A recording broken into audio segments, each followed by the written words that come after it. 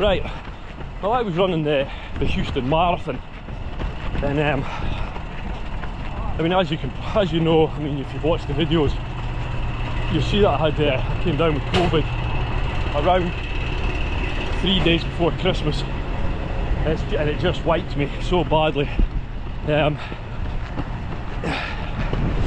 mean, I was actually starting to feel better the week we travelled out.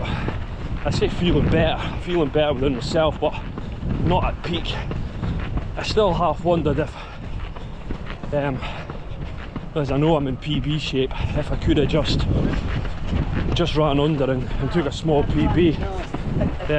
But to be honest with you, I think I picked up something on the plane coming out. My HRV, everything plummeted and strained, unbalanced, went straight on my chest. If you watch any of the videos that will come after this about the Miami trip, you'll see just how choked I was. And actually Amy came down with the exact same bug a few days behind me, so it was probably brewing for her also on the half. But my chest was so sore. I mean, I woke up in the morning and I mean, it was -7, but I mean, I've ran all over Scotland in bad weather, and I've done some pretty long races, and I can only think of once I've ever been colder than that in a race. I mean, oh my god, it was cold.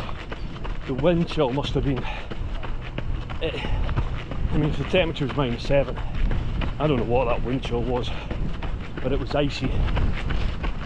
Anyway, cut a long story short, I went and did the marathon because I thought it's a long way to come, and at least then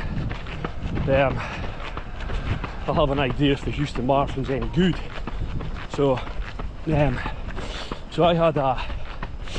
I was actually in a different corral to Amy because I was in the elite pen. So the elite pen was fine. It was really quiet, with toilets. You could warm up if you wanted to. But here's the big but on this. If you're running the Houston Marathon, you've got to bear in mind that the half marathon starts at the same time, so it's a mass start. So although you're in a pen at the front for the elite marathon, you've got 10,000 people in the pen behind you running the half marathon. Now, unless you're running a seriously fast marathon coming out of that pen, because they push right up behind you, you get swamped.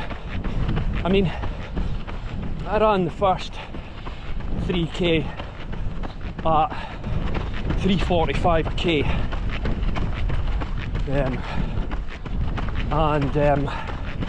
I couldn't move.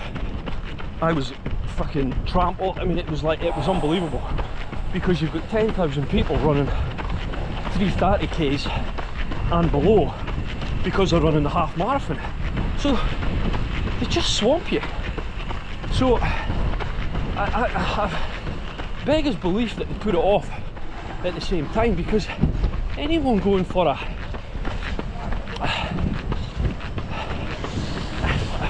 I can't make it out. It doesn't make any sense.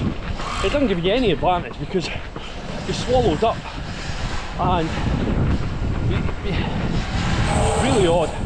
Even if they set you off 5 minutes, even if they set you up the marathon off 5 minutes before the half, to give it a chance to space out and clear. I think it just needs to be 3 seconds starts. Maybe, or stagger it or something, but the first 3k was a nightmare for me. It was an absolute nightmare, and that's not what you want at the start of a marathon.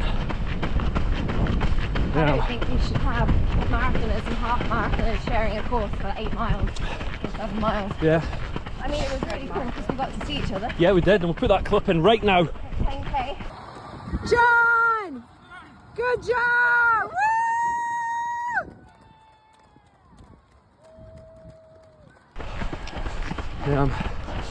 But listen, I ground out the marathon and just completed it, just to say I'd done it.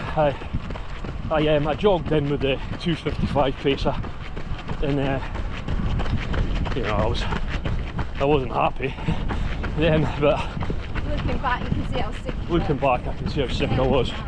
But it's so I'm also, well, I'll just round off a little bit about Houston. I really wasn't impressed with Houston as a city. Would I recommend the Houston Marathon? I'm not sure I would. I think that I think there are probably better marathons out there.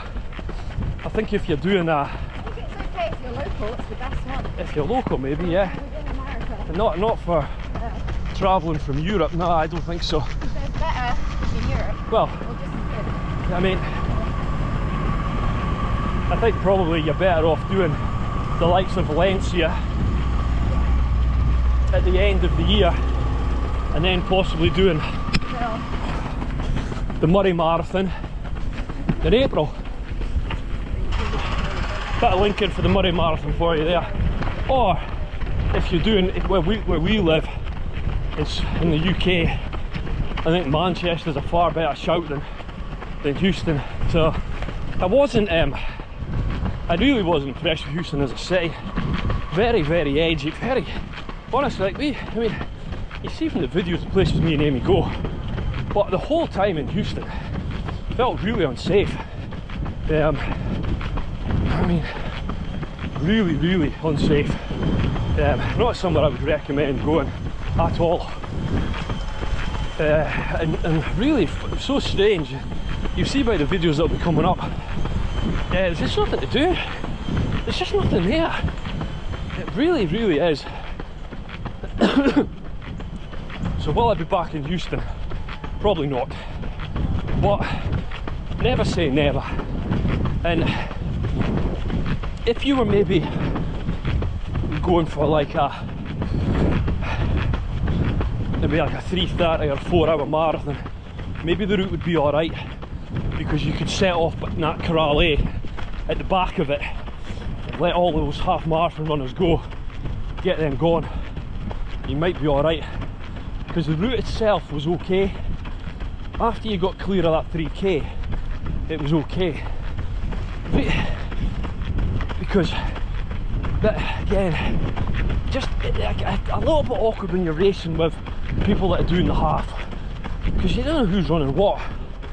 You're like, oh god, am I running too slow because he's just overtaking me? And you're looking down, like, what pace are these folk going for? And you're like, oh no, doing the half, of course. But real tough headwind. The last 3 miles, it was we sort of came in the same way as the half, and that was really tough. And there's certainly no benefits of tailwinds anywhere on that route. So yeah. So next up for me at the moment is either a 33-mile trail race or the McCurdy Micro Marathon. So that's 10 minutes. She's telling me to shut up.